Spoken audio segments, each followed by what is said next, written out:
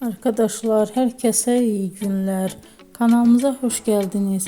Bugün sizler için çok sevdiğimiz oyuncularımız Elçin Sangu ve Barış Arduç'dan güzel sempatik videolar hazırladık.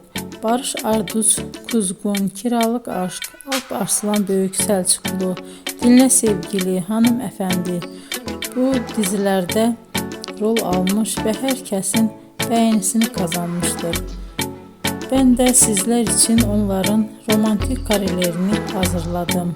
Bu videoların devamının gelmesini istiyorsanızsa emeğime saygı olarak kanalıma abone olup yorum yazmayı, sona kadar izlemeyi unutmayın. İzleyen herkese teşekkür ederim. Yeni karelerle görüşmek dileğiyle. Hoşça kalın.